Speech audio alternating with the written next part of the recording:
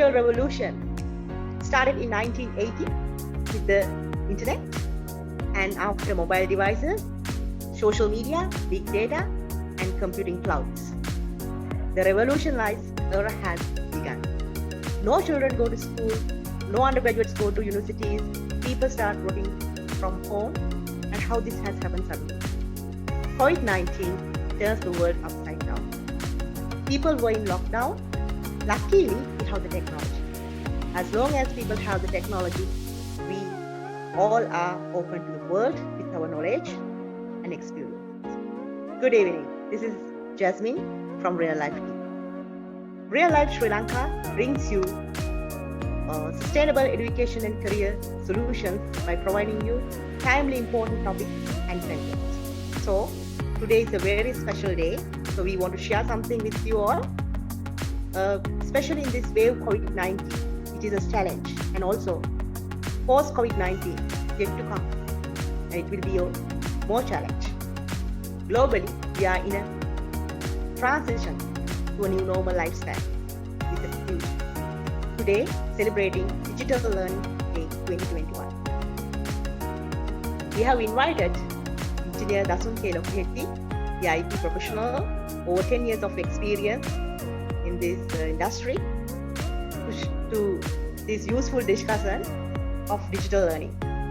And now he is a very familiar role in the RealLife TV. Thank you for accepting our invitation, and welcome to RealLife TV to celebrate Digital Learning Day 2021. Let's celebrate it. Sure, Jasmine. Thank you very much for inviting me in. Yeah. So just give us the idea. What is digital learning? Okay. So I think to start with, what digital learning means is actually using the technology-based or electronic methods to augment and to support our conventional way of learning.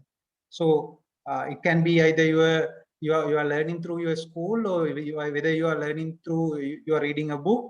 However, you improve or augment your existing learning methodologies using technology. So that is what we normally call as digital learning. So what is the difference between e-learning and digital learning?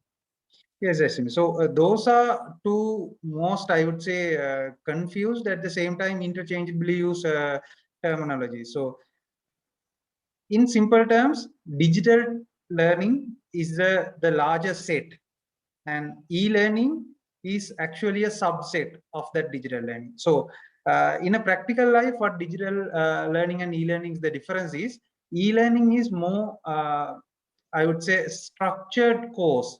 So you go to a university, you use the learning platform such as a Moodle or things like that, and you use to deliver the existing course or methods or existing programs through electronic media. So that is, we normally call them as e-learning. However, when it comes to digital learning, it does not scope down to the e-learning. It can actually contain so much of other things. For an example, you are browsing the internet and you are going to Wikipedia, or you are using YouTube for to listen to some of the, or watch some the documentaries, or you are actually browsing internet through so much of data archives to find out exactly what has happened in the history. All these things which you normally do will come under digital learning. That is the basic difference. Okay. So now we are coming to the practical way that how we are using the digital learning in our day-to-day activities, whatever our learning activities. So why digital learning is very important, especially during this kind of situation, in the wave COVID situation? Yeah. So there are a couple of significant advantage in digital learning to become one of the significant eras in learning actually. So one of the advantages is actually personalized learning, where none of the students which are learning are so different from one student is different to other person. So their learning methodologies are different, and at the same time, for each and every of you, there are so much of information available in the internet. And through digital media, if you go to Wikipedia, you have a significantly larger collection of information than our traditional method. And at the same time, one of the distinct advantages, on demand or self-paced learning, where you can learn whenever you want and wherever you can. I think those are the most significant advantages that we are encountering right now in this COVID situation as well. Yeah. So with that impression of that having these kind of many advantages using the digital learning uh, for our day-to-day learning activities. So what are the challenges or what is challenging for this kind of digital learning era? Yeah, so of course, with the advantages as well, there are so much of disadvantages. So I prefer to call them as challenges as well. So number one challenge is in a third world country like in Sri Lanka, the infrastructure, digital infrastructure is bit of lacking. So the connectivity and the availability of the digital media, we, we do have challenges. We have seen in recent news that there are so much of student even like in remote, even though Sri Lanka is a very small country, in remote areas they have difficulty in finding good internet connections and PCs, things like that. But at the same time, uh, about the infrastructure as well, the lack of internet literacy, the technology literacy is another challenge. And those are the main challenges that we are facing when it comes to infrastructure and the background. But at the same time, even in the digital learning methodology, there are a couple of drawbacks or challenges. One thing being insufficient feedback. So you go to a school, the teacher gives you feedbacks, but when you are learning through digital media, that feedback is not there. And at the same time, most of the we know this as a fact. We started to learn something, however we lack the motivation to finish it. So the retention and the completion rate is pretty low, because the motivation is not there, because most of the time the learning methodology is not structured. You can you today within a minute you can be browsing internet and through Wikipedia. At the same time you will be listening to music as well, and at the same time you will be watching another video on the same topic, and at the same time you will be drifting apart to a different topic. So likewise the structured method is not there, so it's bit chaotic, I would say. And apart from that, of course, when we are learning through digital media, most of the things we learn are basically theory. The practical and the hands-on are those are less. Experience. Yeah, and at the same time, uh, one thing is like people tend not to use digital media in mainstream education is lack of accreditation. So how do you take, okay, if you go to a university, you will get a degree, a printed copy. But when you are using digital learning, I'm not basically talking about e-learning, where you will get a certificate, even though if you are following it through, I would say online media. But if you're basically following digital learning, where you yourself try to learn, the lack of accreditation will actually demotivate you at the end of the learning path. Of course you will have the knowledge, but you will not be able to prove it to some other people, where you either it's career or any other qualification matters. So likewise, these are a couple of challenges, but there are one distinct disadvantage as well, where we normally call them as dark side, where uh, as you are not guided or not mentored, there's a chance that some of the people will actually move into the much darker side, where for an example in IT profession, you understand, you learn about technologies, but however at the same time you will be you can be moved into hacking, or I would say cracking, and at the same time much illegal act as well, to utilize this knowledge that you are getting. I mean, the core problem in that area is the lack of mentoring, where our teachers are providing us. So that those are, like, I would say, the most disadvantages which are coming under digital learning. So that's why we wanted to educate people and the children, our future generation, with this kind of having celebrations with a digital learning day, day for internet day, and much more yet to come in future to educate for more facts and knowledge, so know-how, and coach them to the right direction. So, isn't it right? So, Yes, actually. I think, yeah, the Engineer Dasun, do you think that blending programs, blending learning experience can rectify this kind of a challenge Yeah, for? actually, yeah, to be very frank, there are definite upside in having a blended learning. So you would get you would get the upside of digital learning. At the same time, you will get the mentoring from conventional learning as well. And the So interaction? yes, interaction is there, the physical part is there, and at the same time, when we are learning, it's not always about the knowledge that we are getting. It's about the I would say practical skill levels where communication happens up. You talk to your teacher, you work with other students, that team spirit comes up. How to interact with other people, all these social skills are also building up in a digital learning environment. Those are not there. However, when you go to blended learning methodologies, you can actually experience those things as well. So yes, I think blended learning is actually one of the things that can actually balance the fields. Mm. So, how about that we all have grown up and going through this conventional education system and educational institutions? So, what is the role in digital learning in these conventional education institutions? Yeah, I think it's coming back to the same point that we are talking about the what are the disadvantages and advantages, and what can we do in blended learning. So uh, number one thing is the in future, even in current world, the education, majority of the education will be using digital media, digital education. Whether we like it or not, people students are going to come into home, and they will have to go through internet, they will have to go through videos or pen drives which contains media. They will be using tabs.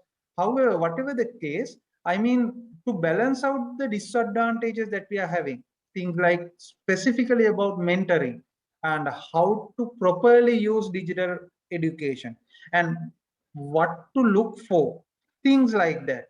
I think our conventional educational institutes, such as even like schools and universities, we should be equipping our students on these areas where we will teach them uh, we'll basically be teaching them how to learn uh, on how to learn. So that's a concept as a learning to learn.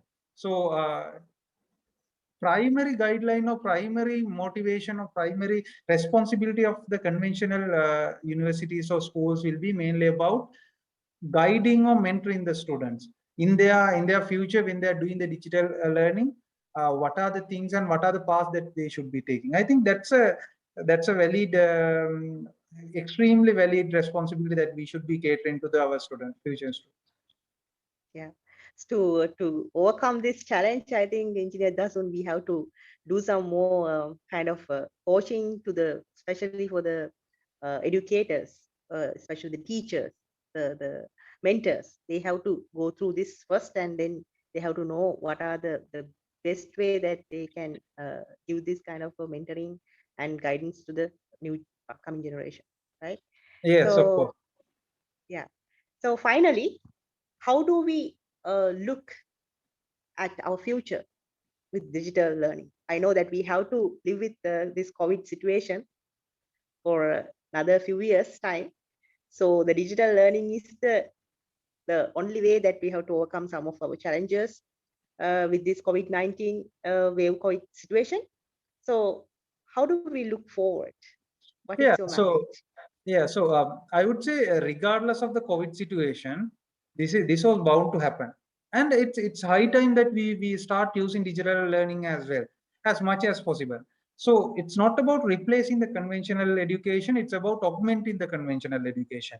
So there are so much of good things with conventional education, so we should be adopting rather than fighting with it and trying to find things that digital learning is failing. We should be trying to adapt and embrace, and at the same time augment our learning methodologies using digital learning. At the same time, I would say this digital learning in a way sparks one of the key educational goals in our life. That is actually lifelong learning. So if you educate a student, or if you guide or mentor a student to properly correctly do the conduct their education through digital learning methodologies, then he most of the time he will be able to learn for his life. So we normally call them as lifelong learning. So your learning process does not stop at either high schools or after graduation or universities or even after PhD. No, you learn till your death. So I think digital learning is becoming more and more available to us. If we focus it correctly, students will actually move into this, I would say, targets where they would start to learn basically for the whole life. So I think that is a really good wish that we can have. And I don't think even the COVID situation has done as a, I would say, bad thing. It's actually good thing if we start to uh, think like that. So yeah. So I think it's a kind of a life skill that uh, every child should uh, have in the future, right? Ex- Lifelong learning. So, and the meantime, Engineer Dasun, I just wanted to say, how do you overlook this future with the digital learning, and how we uh, focus our career as a professionals?